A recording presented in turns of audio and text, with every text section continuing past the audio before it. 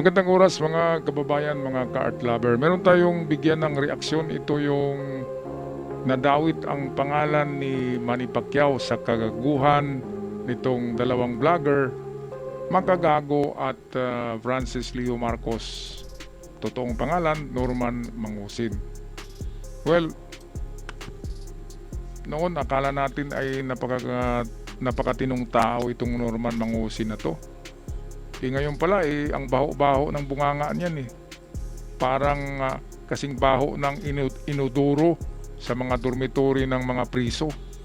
'Di ba? Grabe pala tong bunganga nitong Norman Mangusin at napakagaling mag-imbento ng mga kwento ha. Mantakin niyo ba naman na may utang daw si Manny Pacquiao sa kanya noong 2018 na 1.7 billion pesos. Kaya hindi pa nagalit noon si Manny Pacquiao ha. Ngunit nang ipakita ni Makagago kay Manny Pacquiao yung vlog ni Norman na nagsasabi na yung ina daw ni Manny Pacquiao ay mas pangit pa sa baluga. Baluga, kung yung baluga ay pangit, mas pangit daw yung mukha ni Dionisia sa baluga. Kaya doon na nagalit si Manny Pacquiao. Sabi ni Manny Pacquiao, "Nako, pasalamat ka, Kristiyano ako ngayon. Kung hindi, makatikim." Grabe, sobra naman na panlalait yun. Ako nga, di ba? Hindi naman tayo, oo nga, hindi magandang mukha si Dionisia. Pero yan ay ina ng pambansang kamao. Kunting respeto naman, di ba mga kababayan? At hindi lang yan, si Dionisia ngayon ay milyonarya yan eh. Hindi na yan basta-basta, kaya wag laitin. Itong Norman Mangusin naman na to, nagkapira yan dahil sa kanyang racket sa mga OFWs.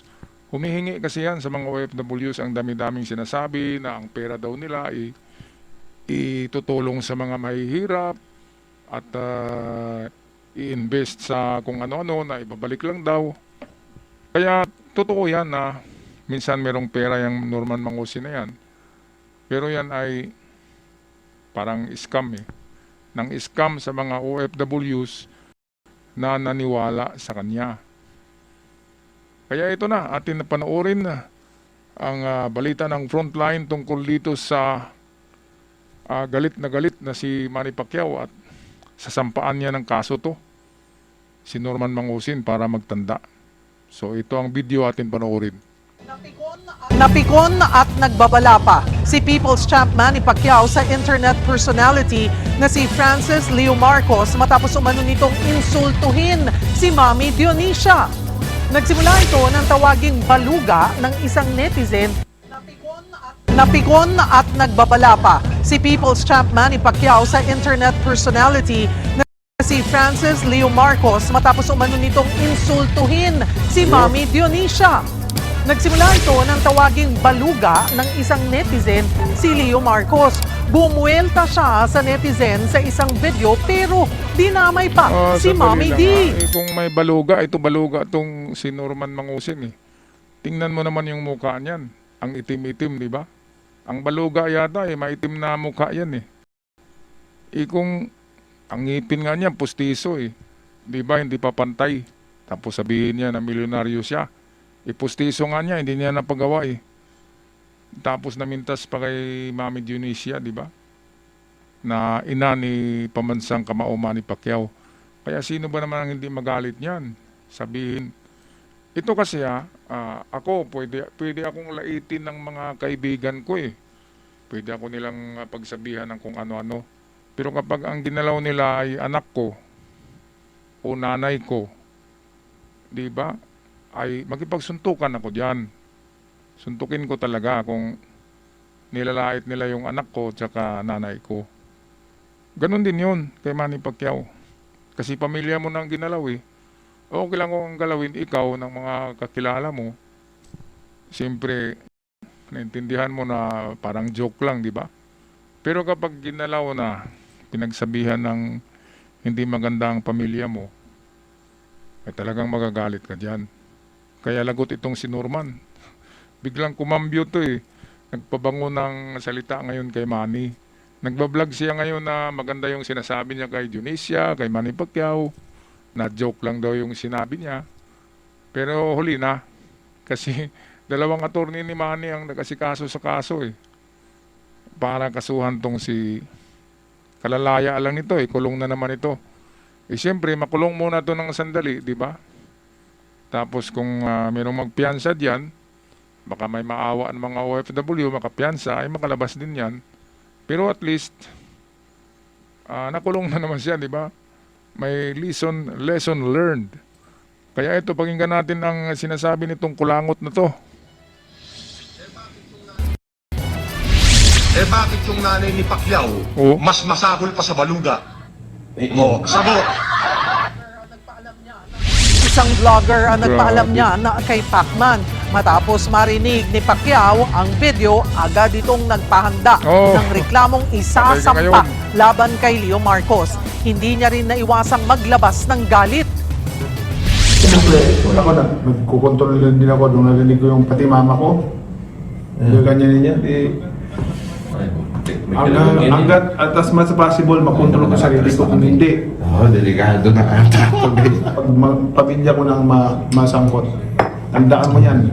Ipakita mo sa kanya ito, huwag mong paabuting sukdulan na magagalit talaga ako. Kasi pag nagalit ako, Ayan, sumukhang galit na nga si Manny. Nung una kasi, hindi pa napanood ni Manny yung video na isinali si Aling Junicia. Sinabi ni Manny na ipagamot natin yan. Baka may sa utak, diferensya. Pangiti-ngiti pa noon si Manny, pero nang ipakita ni Makagago, what's up man, what's up Makagago man. Ipakita yung video na inalipusta si Aling Junicia, sinabihang wala nang masahol pa sa baluga kundi si Aling Junicia. Siyempre, ano ba namang baluga na nga tapos mas masahol pa daw sa baluga si Junicia. Buti na lang sinabi lang niya na mukhang baluga si Junicia, okay na yun. Mas masahol pa sa baluga eh. Ibig sabihin, napakapangit pala na tao niyan. Noon lang yun, napangit si Junicia, pero nang yumaman, di ba? Nagiging, average, fair beauty. Di ba? Kita naman natin mukha ni Manny, manaya kay Junicia eh. Hindi naman pangit si Manny, katamtaman lang average guy, di ba? Average guy. Ibig sabihin, hindi pangit. Tingnan natin yung pamilya ni Norman Mangusin. Yung ina niya duling eh. 'Di ba? Yung tatay niya, ay nako, hindi mo makikita ang royal blood doon. Sabi ni Norman, royal blood daw sila eh. Meron bang royal blood na ganyan? Ay nako, at lahat ng mga tauhan ni Norman noon, ini-interview ni Makagago, nagsasabi na ng totoo. Na pike na tao yang si Norman Mangusin, hindi nga sila nakasweldo ng tama. Puro pagkunwari. Kaya ito, galit si Manny Pacquiao at mamaya papakita natin ng video na kumambyo, nagsalita ng mahinaho na si Norman Mangusin kontra kay Manny. Okay, balik tayo sa balita. hindi mo pa ako kilalang lubusan. Pasalamat ka, naging Christian lang ako. Ayun, so Christian nga si Manny. Hanap tayo ng yung sinagot na ni Norman Mangusin ang pahayag ni Manny Pacquiao. So ito na yata yun atin pakinggan to. Mismo kuha natin to sa channel ni Norman Mangusin, ang baluga. Paring nasabi ko yun, may nasabi akong pangit. Paring nasabi ko yun, may nasabi akong pangit. Ito si Manny Pacquiao na pag-aakalat ng nagiging trapon. Ayan, so kay Michael Drone pala ito na video. Hi, Maraming salamat Michael Drone sa ating gawa ng reaksyon na video na kuha mo sa channel ni Norman Baluga Mangusin. So ito na ang bungangang pustisong hindi pantay at tinawag ni Biker Drone na bungangang simbaho ng inodoro. Dahil sa galit ng senador kay Norman Enidoro ay mukhang natatakot at kinakabahan na si Norman Enidoro. At dahil dito ay pinipilit ni Norman Enidoro na ibahin ang kwento Ayun. upang patawarin siya ng ating people's champ. Sa video na ito ay panoorin natin ang tila kinakabahan at naduwag na si Norman Inidoro. Panoorin natin ang video na ito. Nagumpisa ang video sa panghamon ni Norman Inidoro ng suntukan kay Senator Manny Pacquiao at hindi daw ipinapanganak ang taong sisinda kay Norman Inidoro. May babanatan ako senador ngayon. Boss, kaya mo bang hamunin si Manny Pacquiao ng suntukan? Sabihin mo sa kanya, siya maghamon, darating ako. Oh. Sige. Wala ka mong gloves ha. Kama-kamao. Laban ako dyan. Hindi yata alam na pambansang kamao nga eh. Kahit nga mas malaki kay Manny ay kayang patumbahin ni Manny ito pa. Okay lang kung boxer to, hindi naman. Isang pitik lang yan ni Manny ng ng kalingkingan lang siguro ng ipipitik. Tumba na to eh. Talagang napakahambog. Kaya nga inuduro yung bunganga eh. Sa palagay ko, hindi lang simbaho ng inuduro ang bunganga nito. Baka simbaho pa ng imburnal. Sobrang baho talaga. Kahit sa larangan ng boxing, 8-time division world champion. Tapos samunin mo ng suntukan. Hindi naman to nag-training ng di ba? Kaya masasabi mo na lahat ng sinasabi niya ay hindi talaga totoo. Boxing. Anong magawa mo kay Manny? Kahit siguro gapusin yung isang ni Manny, kamay sa likod. Isang kamay lang yung isusuntok ni Manny. Buwal pa rin to, tumba pa rin to knock-out to. Sigurado. Mamaya magmakaawa to kay Manny. Ito pakinggan natin muli Sinabi ko naman sa inyo, may saltik din ako eh. Putang ina, hindi pa isinisilang. Sinabi ko naman sa inyo, may saltik din ako eh. Putang ina, hindi pa isinisilang yung taong sisindak sa akin eh. Inumpisahan niyo ako. Maya-maya ay nahimasmasan si Norman Inidoro at nagpapaliwanag na edited daw ang kumakalat na video tungkol sa sinabi niya sa nanay ng senador. Tulingan nanay mo. Inedit nila yon. Okay? Sila ang nagsasalita nun. Inedit nila yon. Kasi, maya salitang duling, isinabi nila yan sa aking ina. So, kinapture nila yung salita, pinagdugtong nila. Maaring ganyan yan. So, Ruel, ikaw na magsabi sa manoy mo. Ako, pagod na ako. Ayoko na magsalita dito, ha? So, itong tarantabong makagago na to, ang ginagawa niya, gusto niyang i-antagonize. Sabi niya, good AM, boss. Nanggigigil ka ata ngayon. Hindi.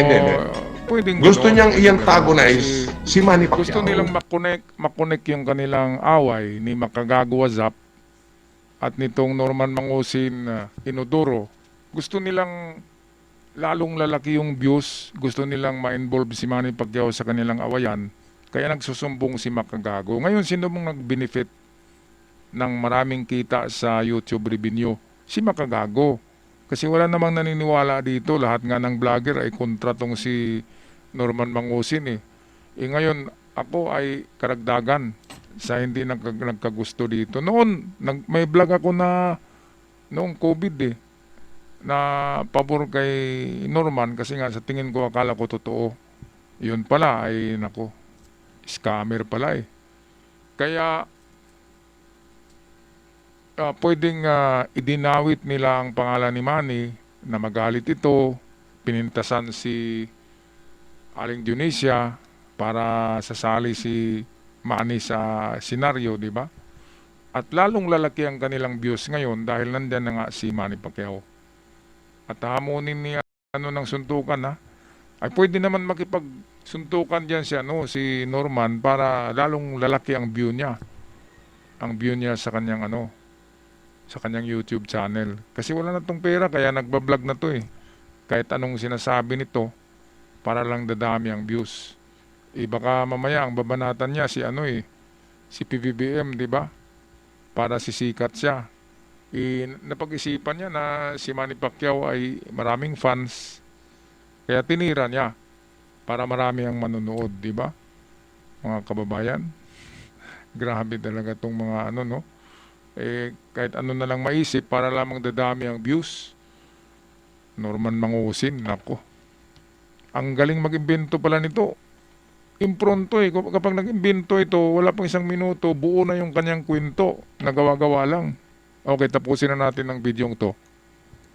Si Manny, Uulitin ko ha. Bahala na kayong makinig. Si Manny. Uulitin ko ha. Bahala na kayong makinig kung saan ko sinimulan yung kwento. Pero sa kumakalat na video Totoo. ay hindi ito edited at sinabi talaga ito ni Norman Ayun. Inidoro. Bakit yung nanay ni Pacquiao mas masahol pa sa baluga? Sagot.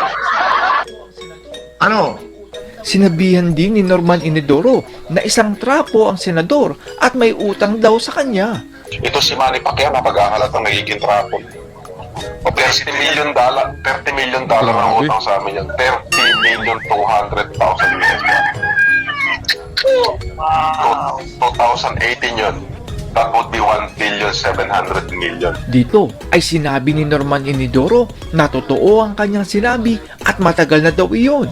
Lahat na sinabi ko, totoo. Maaaring nasabi ko yun, may nasabi akong pangit about regarding sa utang. But it is 8 years ago.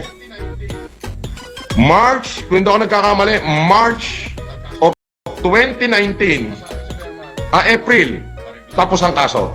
Nagkasundo. Pumunta sa akin si Bernard, Tol, areglado na. Grabe ka. Ito pa ha, Grabe tong gawa-gawang istorya ni Norman Inidoro dahil naibalik daw ang Ayun, pera so di- na naibigay ayun, ni Norman Inidoro. Biglang binalik ibalik niya eh. yung pera ko. Diba, Yung nung sa akin, una, ibinalik. ang sabi ni Hanggang- Manny ay yung pera niya ay hindi nabayaran ni Manny. Kaya nga, sabi niya may utang si Manny sa kanya. Ngayon, naibalik na naman. Kaya diyan natin makikita kung gaano ka si Norman Mangusin gumagawa lamang ng istorya na walang kwenta. Kaya nga, bungangang Inidoro dagdagan ko na, bungangang Imburnal. Ang bungangang to, grabe. Sinabi na naman na nabayaran na daw ni Manny. Naku. Napaka talaga, no? Mga kababayan. Pero ganun pa man, parang maaaliw din tayo dito sa dalawang nag-aaway na vlogger, yung Makagago WhatsApp at itong Norman Mangusin. Kaya nga lang dinamay nila si Aling Dionisia at Manny. I can call you Champ. Champ. Ruel, pakisabi na lang kay Manny mo na... I can call you Champ. Champ. Ruel, pakisabi na lang kay Manny mo na pagkakasuhan niya yung mga tarantado nagpapakalat. At sino nagpapakalat? Yung grupo nung pumunta dyan. Yun. Kasi talunan sila sa akin. Hindi nila ako kayang talunin sa issue na itong grupo na to ay nag-endorso ng peking abogado, peking law firm para makapambudol ng Pilipino. Ang ginagawa nitong tarantadong makagago kung sino-sino pinag-i-interview. Kaya... Naggalit naman si Norman Inidoro nang sinabihan siyang duwag ng netizen. Sir, naduwag ka na naman. Hampas lupa. Ay, hindi ako naduduwag. May bayag ako, tanga. Hindi ako... Hinamo naman ni Norman Inidoro ang People's Champ. Nasubukan daw na murahin si Norman Inidoro. Pero hindi magsasalita si MP ng pangit laban sa akin sa panahon ngayon. Hindi niya magsasalita. Wala akong nakikitang libelous sa sinabi niya. Okay? Wala. Ayun. Walang libelous doon. Dadalawin ako pag nakulong. Pero ikaw yung merong Padadala ako sa ospital. na- Walang libelous doon. Darating na yung summon sa'yo Ginawa na ng mga attorney. Kaya marami naman sanang vlog content ng vlog ng isang vlogger na hindi maninira ng mga tao. Maraming ganun pwede namang ang content nitong Norman Mangusin ganun pa rin, yung mamimigay siya ng bigas. 'Di ba? Pero yung pala, yung bigas ay kalahati lang ng na-donate na pera ang ginastos niya, kalahati tinago niya. Tapyas kagad, 50% napunta sa bulsa niya. Ibig sabihin, scam pa rin. Kahit nakatulong siya, nang-scam pa rin siya. Di ba mga kababayan? Anong masasabi niyo dito sa lalong umiinit at nag-viral na mga na mga vlogs nitong WhatsApp Makagago at ni Norman Mangusin dahil sa idinawit na nila ngayon si Manny Pacquiao at baka sa isang linggo, isa na namang sikat na celebrity na Pilipino ang kanilang idadawit. Kung ganon, ay talagang pera-pera lang to, itong mga ganito. At handa silang makulong para lamang sa kanilang paninindigan na mali. Anong masasabi niyo dito mga ka-art lover kay Norman Mangusin na sinabing mas baluga pa yung itsura ni Aling Dionisio kaysa baluga? Yan ba ay maganda na sinasabi? Pag-comment sa ating comment section mga ka-art lover. At sa mga bago pa lamang sa channel, huwag kalimutang i-click ang ating subscribers button. Napakalaking tulong yan para lalago ang ating channel. Hanggang sa muli, paalam at kita.